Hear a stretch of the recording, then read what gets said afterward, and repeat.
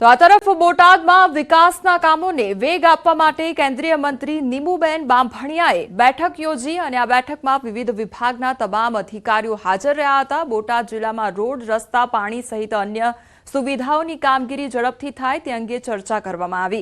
જવાબદાર અધિકારીઓને પ્રજાલક્ષી વિકાસના કાર્યો ઝડપથી થાય તે માટે કેન્દ્રીય મંત્રી નીમુબેન બાંભણિયાએ સૂચના આપી। કેન્દ્રીય મંત્રીએ વધુમાં નિવેદન આપતા કહ્યું કે આગામી દિવસોમાં આજની બેઠકમાં થયેલ ચર્ચા અંતર્ગત કરાયેલા કામોની સમીક્ષા કરવામાં આવશે।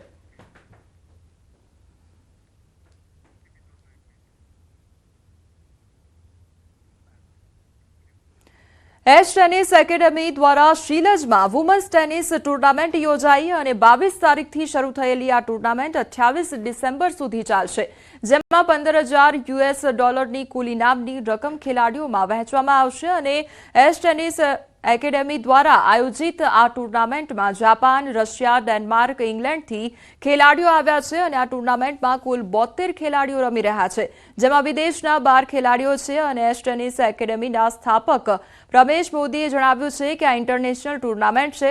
આ ટુર્નામેન્ટ ગત શનિવારથી શરૂ થઈ છે, જેમાં સ્પોર્ટ્સ ઓથોરિટી ગુજરાત સારો સહયોગ આપી રહી છે। આ પ્રકારની ટુર્નામેન્ટ કરવાથી ગુજરાતના પ્લેયરને સારું પ્લેટફોર્મ મળે છે। વધુમાં કહ્યું કે અમારી આ ચોથી ટુર્નામેન્ટ છે। જાપાન, રશિયા, ડેનમાર્કથી ખેલાડીઓ સેમીફાઇનલ રમશે। સિંગલ અને ડબલમાં 32 પ્લેયર ટુર્नामेंट में भाग लेશે। हूँ और मैं इधर ITF 15 के टूर्नामेंट खेलने आई हूँ और ये टूर्नामेंट 22 से चालू हुआ और ये इंटरनेशनल टूर्नामेंट है, इसलिए काफ़ी मतलब देशों से लोग आए हैं, जैसे कि जापान, रशिया, डेनमार्क। और मेरा आज सेमीफाइनल्स है, डबल्स और सिंगल्स दोनों का। આ ઇન્ટરનેશનલ ટુર્નામેન્ટ છે વુમન્સ 15 કે $15,000 અને અહીંયા બધી બહુ કન્ટ્રીના પ્લેયર્સ આવ્યા છે, જાપાન, રશિયા, ડેનમાર્ક, ઇન્ડિયા અને મેઇન ડ્રોના પ્લેયર્સ 32 હોય છે અને ક્વોલિફાઈંગના બીજા જે પ્લેયર્સ હોય એ। અને આ ટુર્નામેન્ટ લાસ્ટ સેટરડેથી સ્ટાર્ટ થઈ છે અને કાલે આની ફાઇનલ્સ છે અને આજે અહીંયા સેમીફાઇનલ રમી રહી છે। એમાં ઝીલ દેસાઈ સેમીફાઇનલમાં છે, રશિયાની યાશિના અને જે જામશીદી છે ડેનમાર્કની, એ બંને સામસામે રમી રહ્યા છે।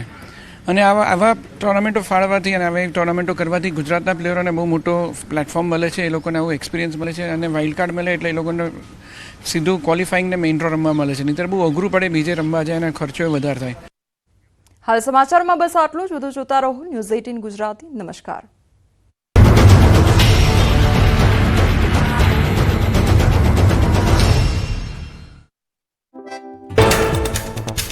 વડોદરાના રોયલ મેળામાં તંત્રની બેદરકારી, બાળકોના જીવ સાથે રમત। ચાલુ રાઇડમાં દરવાજો ખુલી જતા બાળકો પટકાયા।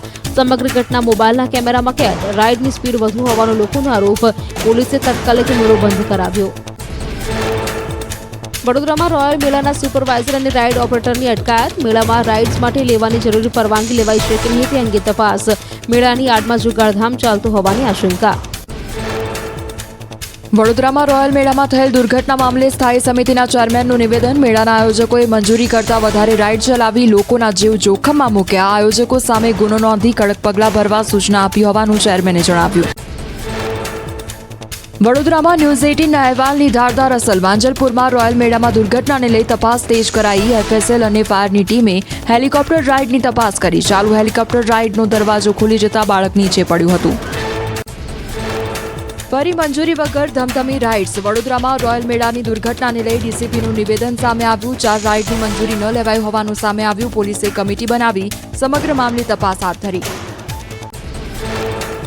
વડોદરાના રોયલ મેળામાં હેલિકોપ્ટર રાઇડના રૂવાડા ઉભા કરી દેતા દ્રશ્યો સામે આવ્યા બાદ તંત્ર એક્શનમાં। અમદાવાદમાં તંત્રએ કાંકરિયામાં આવેલા અમ્યુઝમેન્ટ પાર્કમાં ઇન્સ્પેક્શન કર્યું। કાંકરિયા એમ્યુઝમેન્ટ પાર્કમાં નાના બાળકો માટેની રાઇડ સહિત કુલ 40 રાઇડનું મેન્ટેનન્સ ચેક કરવામાં આવ્યું। કાંકરિયા કાર્નિવલ ચાલી રહ્યો હોવાથી મોટી સંખ્યામાં આવી રહ્યા છે મુલાકાતીઓ। કોઈ અકસ્માત ન થાય તેને લઈ ચેકિંગ કરવામાં આવ્યું। અમદાવાદ શહેરના કેટલાક વિસ્તારોમાં વરસાદી માહોલ। કાંકરિયા મણિનગર વિસ્તારમાં વરસાદી છાંટા પડ્યા। હવામાન વિભાગે કરી હતી માવઠાની આગાહી।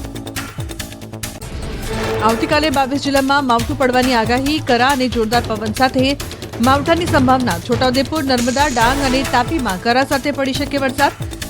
વડોદરાના રોયલ મેળામાં ચાલુ રાઇડ દરવાજો ખુલી જતા બાળકો નીચે પટકાયા। અગ્નિકાંડ બાદ બનેલી ગાઈડલાઈન માત્ર કાગળ પર। ફરી એકવાર મનોરંજનના મેળા મોત મેળા સાબિત થતા રહી ગયા. વડોદરાનું નિંદ્રાધીન તંત્ર હરણીકાંડ અને રાજકોટના ટીઆરપી અગ્નિકાંડ બાદ પણ ઊંઘની ગોળીઓ લઈને સૂતું હોય તેમ લાગે છે, કેમ કે આ વખતે બાળકોના મનોરંજન માટે ચલાવવામાં આવતી રાઇડ્સ જીવ માટે જોખમી છે. વડોદરાના રોયલ મેળામાં નાના બાળકોની રાઇડ્સનો દરવાજો ખુલી ચાલુ રાઇડ્સ દરમિયાન ખુલી ગયો, જેથી બાળકો હવામાં લટકતા દેખાયા. 2-3 બાળકો તો નીચે પટકાયા. જી હા, એક નહીં પણ બે હેલિકોપ્ટરનો દરવાજો ખોલી જતા બાળકો હવામાં લટકી રહ્યા, જેનો હૃદયના ધબકારા વધારી દેતો વિડીયો જોવા મળ્યો. જે બાદ વાલીઓના જીવ પણ તાળવે ચોંટી ગયા, હોબાળો મચાવ્યો. ઘટનાથી રોયલ મેળામાં સન્નાટો છવાઈ ગયો. વાલીઓનો આક્ષેપ છે કે ઓપરેટર રાઇડ્સ ઓવર સ્પીડ ચલાવી રહ્યો હતો અને રાઇડ્સમાં દરવાજા ખુલી ગયા. એક પછી એક એમ 4 બાળકો પડ્યા. વાલીઓએ બાળકોને સમયસર ઝીલી લેતા કલ્પી ન શકાય તેવી દુર્ઘટના ટળી હતી. ઘટનાને પગલે શહેરના ઉચ્ચ અધિકારીઓ ઘટના સ્થળે પહોંચ્યા. તાત્કાલિક અસરથી મેળાની તમામ એક્ટિવિટી બંધ કરવામાં આવી. સુપરવાઇઝર હેમરાજ મોરે અને હેલિકોપ્ટર રાઇડના ઓપરેટરની ધરપકડ કરવામાં આવી. મેળાના સંચાલકે પોતાનો રૂલો બચાવ કરતા પોતાની ભૂલ સ્વીકારવાના બદલે દોષનો ટોપલો નાના બાળકો પર ઢોળી દીધો. કહ્યું કે કેટલાક બાળકોએ તોફાન કરતા દરવાજો ખુલી ગયો. બીજી તરફ મેળાના શ્રમિકો કહી રહ્યા છે કે આ કોઈ મોટી દુર્ઘટના નથી, બાળકોએ મસ્તી કરતા દરવાજો ખોલી દીધો હશે. આ ઘટનાને પગલે સવાલો ઊભા થઈ રહ્યા છે કે ટેમ્પરરી રાઇડ્સનું શું ફિટનેસ